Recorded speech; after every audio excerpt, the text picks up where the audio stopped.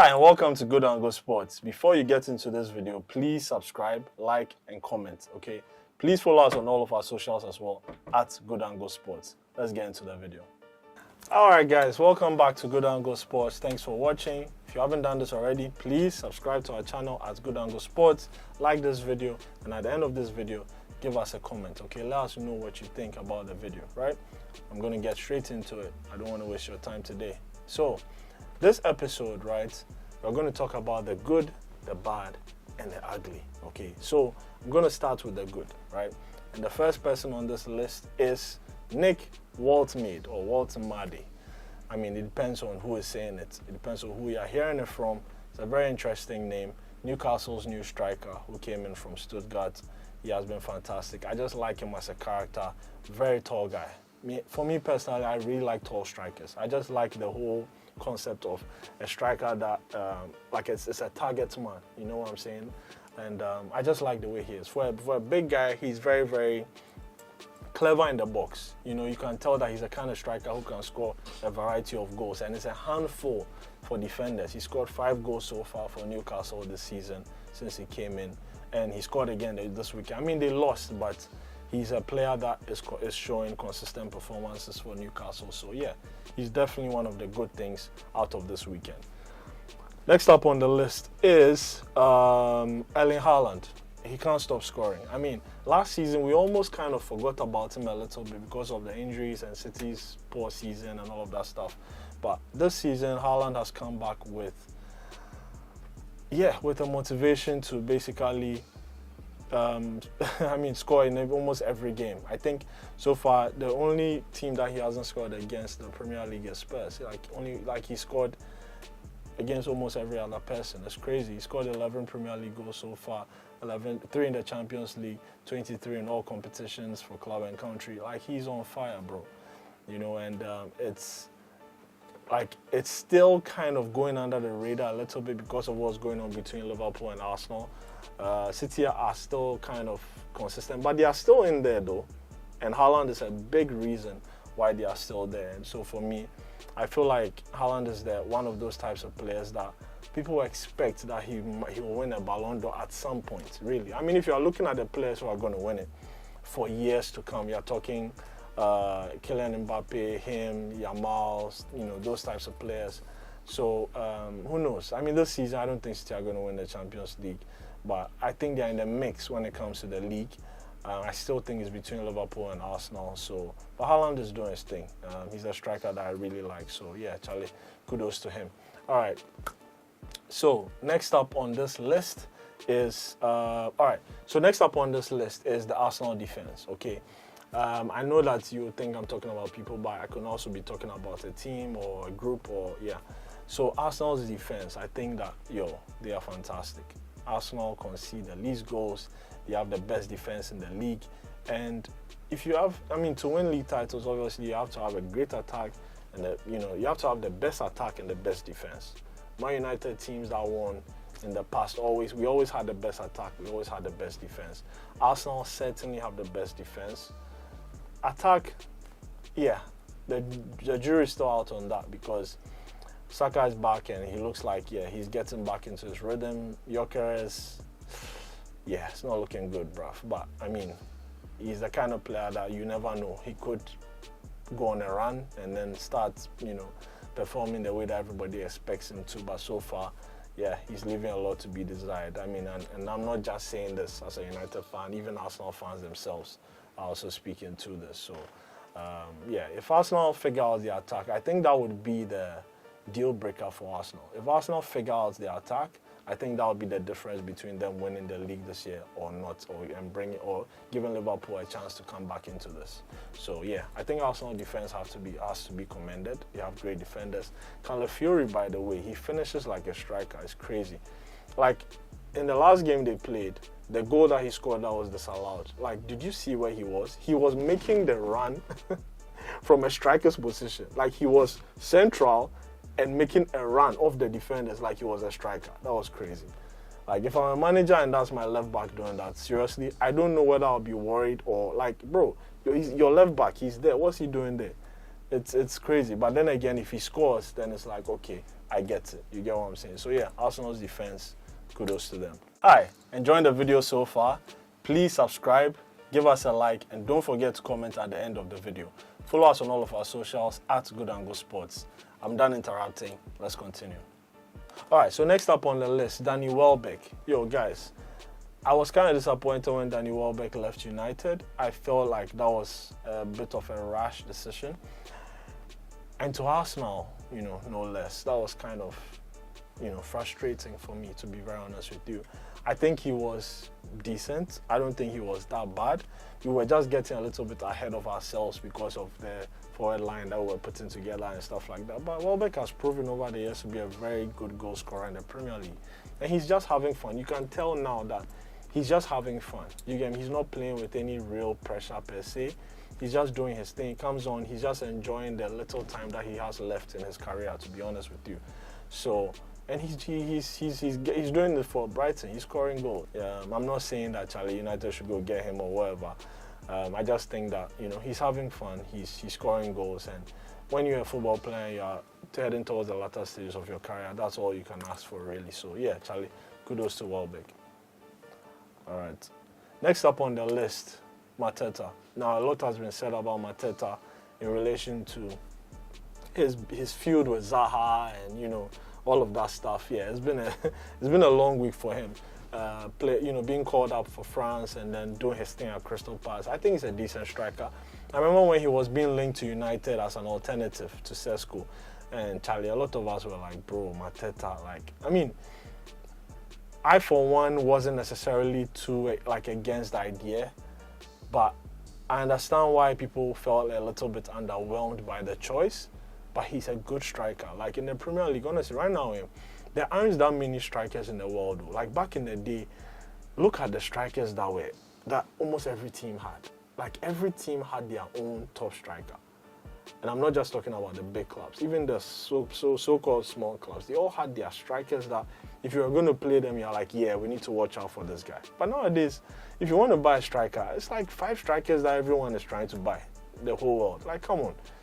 It's crazy. I personally feel like Messi and Ronaldo ruined the whole concept of a striker in a way. There's a lot of things that they ruined, first of all, because now every player wants to be a winger. Everybody wants to be like Ronaldo. Everybody wants to be like Messi. So now everyone wants to be a winger that scores goals rather than an out-and-out striker.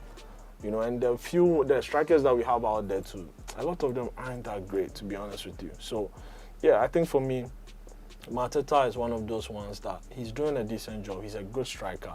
There's a reason why he's being called up, because he's putting in consistent performances. He's won a trophy with Crystal Palace. And he scored a hat-trick. I mean, he missed a terrible chance, by the way. That was crazy. He could have won the game. One-on-one, clear, put it anywhere and you score, and he blasts it into the sky like it was crazy. But so those are the little moments that people like Zaha see and think, yeah, Charlie, bro, they doubt whether he can play for the national team. Charlie, it's not malicious. It's just like, yo, bro, you're competing with Mbappe and Denton. So Charlie, bro, let's be real. But yeah, he's doing a decent job, and he deserves props. So yeah, kudos to Mateta. All right, next up, Sunderland. Charlie, these guys are 7th in the league. They've won 4 games, lost 2, drawn 2. I remember when Myron and I came to do the show, the first weekend of the Premier League season. We were like, Sunderland might go down. We were like, Sunderland will go down. They don't have enough to stay up. And so far, Charlie, they are proving us wrong. They are 7th. They are above Manchester United. It's crazy. So, I think Sunderland deserves some props. And that's all there is to that. All right, next one. Kylian Mbappe. I mean, last season, when he first came to Real Madrid, everyone was questioning whether he could do it. It was more like, Charlie, yeah, you've done it at PSG. Yeah, you've won many league titles and cups in France. But Real Madrid is a different level. Can you do it? And then in his first few months, he struggled a little bit, and everyone was like, yeah, the Madrid tags there, Charlie, it'll be different. And this guy, bro, world-class players, they'll always show you that they are world-class players, bro. They will always show you. If you're a world-class player, it will always come out, no matter where you are. And he's blown everyone out the water. He has shown us instantly that he is the player that we know he is. Okay, last season scored so many goals. This season, he hasn't stopped. He's continuing, and I feel like he has a real chance of winning the Ballon d'Or at some point. I mean, I don't know if Real Madrid can win the league this year. The team is going through transition. There's some players who were once mainstays in the team that you don't know if they are going to continue to be mainstays. Rodrigo, even Bellingham, they are still trying to figure out whether he's going to be an attacker or a central midfielder. There's so many changes. Valverde plays mostly now at right back than even his preferred choice in midfield. Injuries are also affecting the team. Sometimes Tchouaméni has to play centre back. He's played them more than even in his natural position. So, like, there's a lot going on there with the team that I don't think is consistent enough for them to win titles in a way that would help Mbappe sort of win the Ballon d'Or, because it will be very, very painful for him to score all these goals and not win the Ballon d'Or. Do you get me? Because to win the Ballon d'Or, you have to win the big trophies, the Champions Leagues, the league titles, and all of that stuff. So I think for me, that's the only thing that's missing for him, but Mbappe is who he says he is. All right.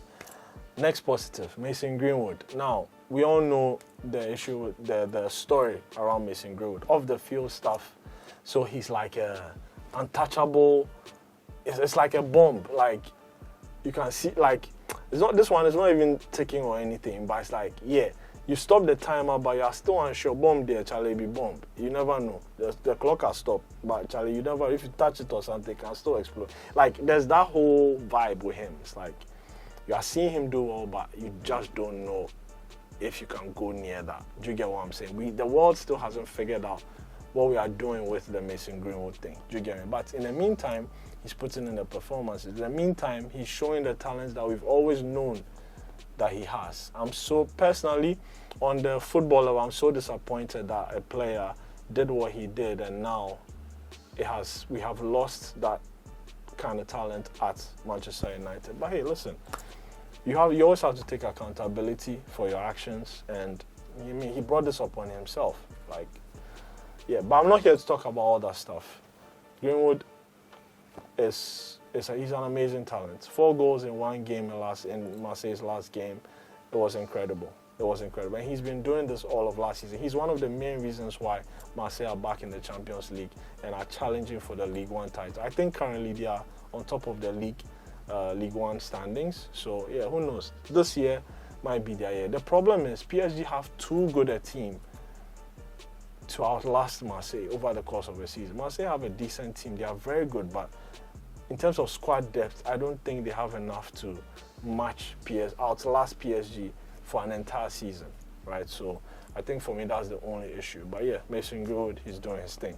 Now, last but not the least, Harry Maguire. Listen, when I heard the news about, United want to offer Harry Maguire a new contract, oh my God, my head was hot. Like, I was fuming big time, because I was like, bro, why do we keep doing this? This guy literally held us to ransom for years. We've tried to sell Maguire for about 3 transfer windows straight, and every time this guy would always say, if the other team is not able to match his wages, he's not leaving.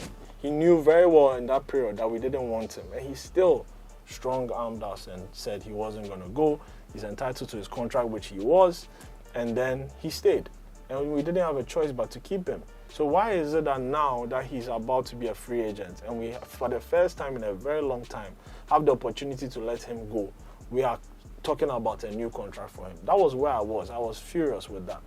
But at the same time, it's like, bro, if this guy can score these types of goals, get us clutch goals, last-minute headers, if he can still be useful to the team, and he's willing to take a significant pay cut and just be in the team, a squad player, one might ask, why not? You see, my problem with United is sometimes with these players, it's not their fault, though. It's the club's fault, because you have to put the guy in a position where, or put the club in a position where we are not relying on Harry Maguire to start games. Because right now where we are at, we are 1 injury away from Harry Maguire starting game. In fact, even now, Seth, we don't even need the injuries. He's starting. You understand me? And for me, in as much as he's doing all these good things, and we are going to remember him in a good light, given his exploits in the last 2 years, I would say, it's one of those ones where I was like, yo, it's ended well. Thank you for the memories. make we all go our separate ways type thing. Do you get what I'm saying? But now it's like we are trying to give him a new contract because he's useful to the squad and stuff like that. And before the Liverpool game, I was like, Charlie, it's not enough. We need to be ruthless. We need to bring in a youngster who we know has the potential to grow and become one of our star players, rather than having Harry Maguire there just for being their sake, But hey, if he can do what he did at Liverpool this weekend consistently for us, there's also the argument of why not keep him? He has some value. Do you get me? And it is what it is. So for me, yeah, I am resigned to just saying that, okay, fine, let's keep him as a squad player, but we need to do our bit of reinforcing the squad, bringing in more young, energetic players who have the potential to become first-team players, so that Harry Maguire doesn't have to be someone that we rely on consistently. Because I still think that even though, yes, he can do the things that he did this weekend, I still believe that, or the last weekend, I still believe that he's not good enough. I still believe that the standard needs to be higher when it comes to players that we have at the club. So, yeah, he did his thing regardless. He's doing his thing regardless. So, yeah, kudos to Harry Maguire. Yeah. Now, let's get into the bad. When it comes to the bad, it's really just one person that I have on this list, really, and it's Joao Pedro. It's Joao Pedro. I mean, if you are someone who plays fantasy football, you would have noticed that Joao Pedro hasn't scored since August, really. Yeah, he hasn't scored since August. The last game he scored in was against Fulham. It's crazy. And the reason why it's the good, the bad, and the ugly. So he's not at the ugly stage yet. He's at the bad stage, right? Because he still adds something to the team. He's still in there. He still sort of makes anything good about Chelsea's attack. He's involved in that. So it's not at the stage where you would say, okay, crisis, take him out. Do you get what I'm saying? But at the same time, he's supposed to be a striker who scores goals. So if you haven't scored in more than a month, Charlie, it's like, bro, what's going on here? Do you get me? I'm not speaking as a Chelsea fan, obviously I'm a United fan, but I'm frustrated as a fantasy football player.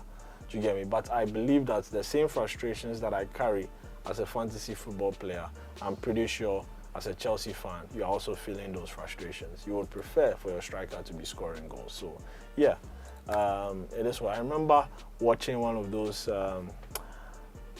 the content that people put out these days where they ask legends about players who is world class, who is not. And I remember Hasselbank saying that he's a world class potential player. I'm like, I'm not so sure you can be world class if you've never really been prolific in your career. I know that yes, he's still developing as a player and all that stuff, but as things stand, he hasn't shown to be a prolific scorer. And for me, if you're a striker and that's not it for you, then I'm not so sure about that. So yeah, Charlie. Moving on to the ugly.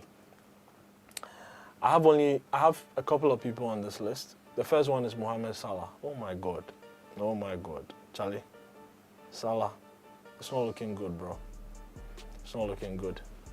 Like if you watched him last season and you look at the player that he is this season, stark difference. The difference is crazy. Like he can't even beat a man. Listen, he's older, and yeah, we all knew that at some point the levels will start to drop, but yeah, it's looking very, very, very grim, to be honest. And of course, again, he's in my fantasy team. I have swiftly taken him out because I've had enough. It's been weeks and weeks and weeks of Salah not doing anything. And from a Liverpool perspective, I mean, come on. There are even calls for him to be dropped from the starting lineup. And that was last season. That was last season Liverpool's best player. So it's like, yeah, it's crazy. It's crazy. I don't think he'll be dropped though, because you are always thinking that he has the talent or the magic to win you a game at some point. A player like Salah can always just turn it on. But it's been a lot of games where that hasn't happened. So now people are starting to question what's going on. And it's been, you can have a game where, fine, you were decent, but he doesn't do anything at all. He doesn't affect the game in any way at all. It's pretty ugly, to be honest with you. And the final one is the Liverpool manager, Arne Slot. Like, bro, Last season, everything was cool. It was fine when you were getting the praises. It was fine when you were enjoying everybody just telling you how great you were and all of that stuff. But the moment things turned, you decided to get salty. You decided to show the other side of you where you can be very, very, I don't know, how do I say this? Cheeky and saying, oh yeah, well, we should let you win. Like, what do you mean we should let you win? Oh, they played Sesko, but they didn't play him this time. Come on, bro. Like, you lost. It is what it is. Just take them like that, okay? A loss is a loss. It not be anything. I know you're under pressure, but hey, it happens, bro. It happens. So yeah, that brings us to the end of this episode of The Good, The Bad, The Ugly. Hope you enjoyed it. If you are watching Good Angle Sports and you haven't subscribed yet, please subscribe to us, okay? We have so much more coming up. Yeah, there will be panel shows. There will be shows with me and Myron. There will be shows where it's just me breaking down specific, topics or, stories from the, sports world. So yeah, there's a lot to come from us. Well, we've only just started, but yeah. Please subscribe to us and, join the ride, okay? Like this video. Please leave a comment. What did you think? Like, how are your feelings about some of these takes on the good, the bad, and the ugly? If you have other ones that I didn't mention or missed, you can also drop them as well. And then, yeah, we'll see you on the next one. Hi, thanks for watching this video. Don't forget to subscribe, like, and leave a comment at the end of the video. Don't forget to follow us on all of our socials as well, at Good Angle Sports. We'll see you on the next one.